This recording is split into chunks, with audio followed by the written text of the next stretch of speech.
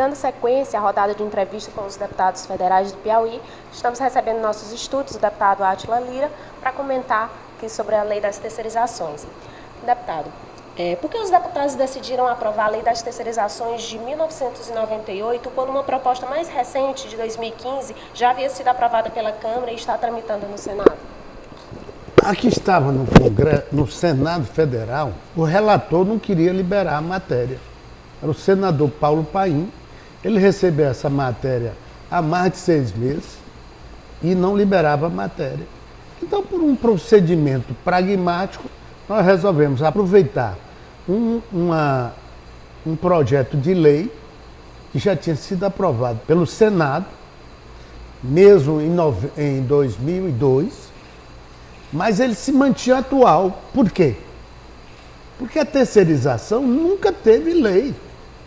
É a primeira lei de terceirização, é essa que nós estamos aprovando. As regras de terceirização eram reguladas por uma súmula do Tribunal Superior do Trabalho. Então, nós temos aproximadamente 12 milhões de trabalhadores nesse setor e não tinham uma regulação institucional. Então, a Câmara resolveu resgatar esse projeto, junto com os partidos, todos a liderança, debatemos muito bem esse projeto e conseguimos a sua aprovação. Agora, a reforma trabalhista vai contemplar também dispositivos sobre a questão da terceirização, para aperfeiçoar, inclusive, o projeto que nós aprovamos.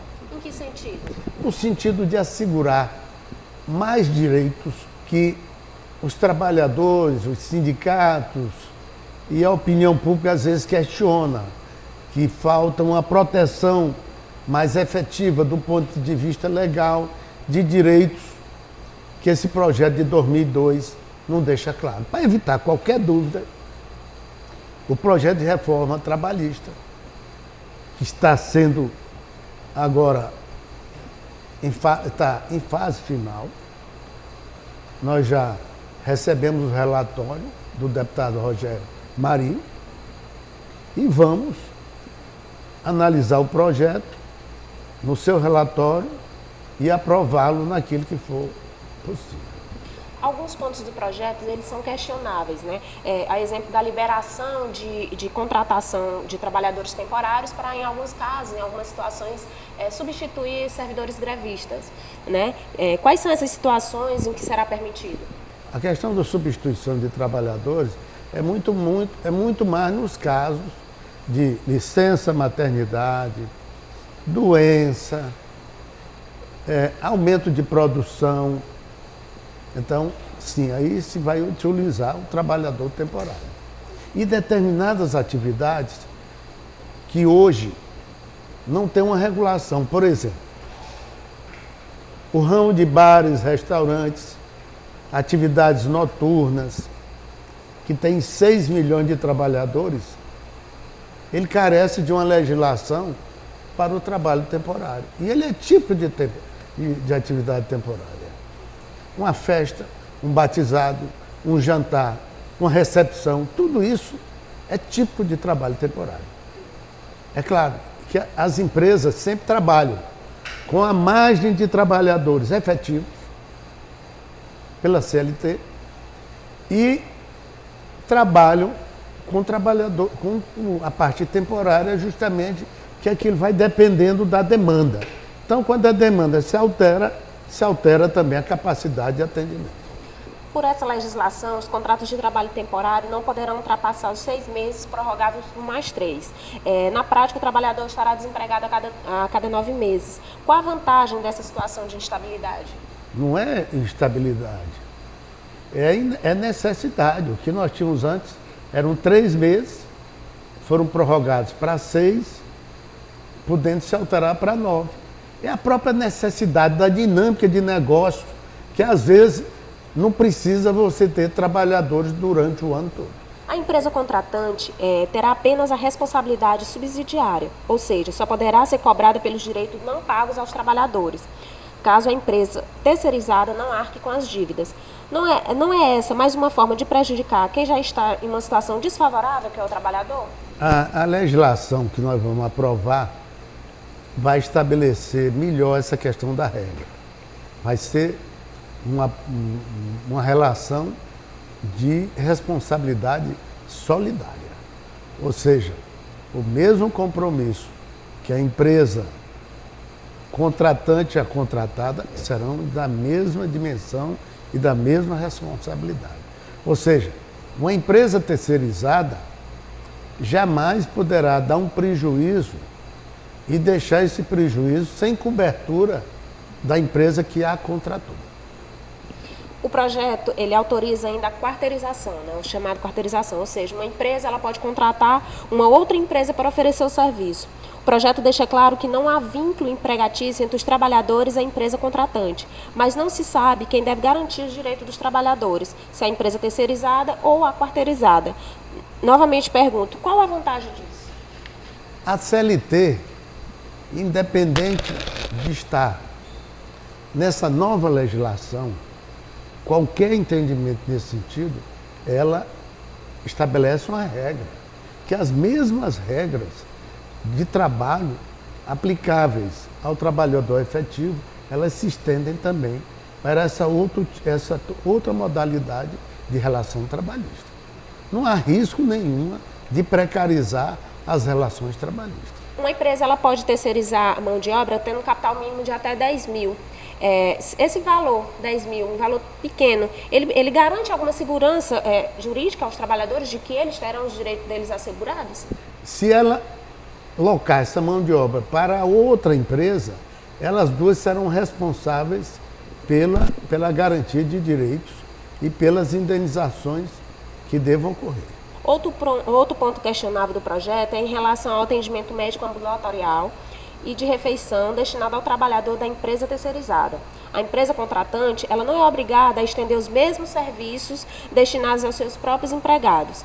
Qual a explicação que o senhor, que votou a favor dessa proposta, poderia dar aos trabalhadores que não terão esses direitos adquiridos? Na lei que nós vamos aprovar agora, da reforma trabalhista, nós vamos procurar deixar isso bem estabelecido no sentido de assegurar, vamos dizer, essas condições para as pessoas que estão através de uma empresa contratada. Veja bem, a terceirização não é só locação de mão de obra, é contratação de serviços especializados. Por exemplo, informática. Qual a empresa hoje que pode ter uma estrutura de informática? Só as corporações multinacionais. Mas empresas pequenas e médias, elas trabalham hoje com empresas especializadas em informática, justamente porque é um segmento altamente especializado e de um custo elevadíssimo. Na contratação de um serviço terceirizado, a empresa ela sempre coloca, ela visa um lucro também, então ela sempre vai querer ganhar um lucro maior. Isso significa ter que baixar os salários dos trabalhadores para poder garantir esse lucro. De onde será retirado esse dinheiro a mais que precisa ser dado para o empresário? Não, isso aí é o seguinte, nas relações de contratação, de maneira geral, você vai trabalhar com salários médios, né? Salários médios, de uma forma tal que você atenda a regra do mercado e atenda também a remuneração do capital que está sendo utilizado naquele negócio. Então, isso é uma coisa mais de regra de negócio. Uma das principais justificativas dos parlamentares que aprovaram a lei das terceirizações é o fato de que isso vai gerar mais emprego. Os especialistas, entretanto, eles defendem que os empresários não vão contratar mais, apenas vão substituir os empregados pelos terceirizados. Como o senhor vai garantir aos seus eleitores que eles não vão perder o emprego ou que serão empregados em condições mais adequadas? O próprio projeto ele já diz o seguinte, deverá haver uma quarentena no sentido de preservar os empregos efetivos, para evitar uma substituição de trabalhadores efetivos por trabalhadores terceirizados. A lei da reforma trabalhista já prevê essas situações para evitar qualquer abuso por parte do empregador. Deputado, na sua avaliação, qual o principal ponto que esse projeto traz, né, que vem a favorecer o trabalhador? O cerne dessa reforma é justamente a negociação coletiva. Todo esse projeto, ele está com o propósito de estabelecer na hierarquia de decisão das relações trabalhistas as negociações. As negociações serem mais importantes do que o que está legislado. Ou seja, o que acontecer de entendimento entre empresas e trabalhadores, isso seja tão importante quanto as leis. Isso é que é o fundamental. Simplificar as relações trabalhistas. Criar uma maior harmonia entre trabalhadores e empregadores. E uma coisa que eu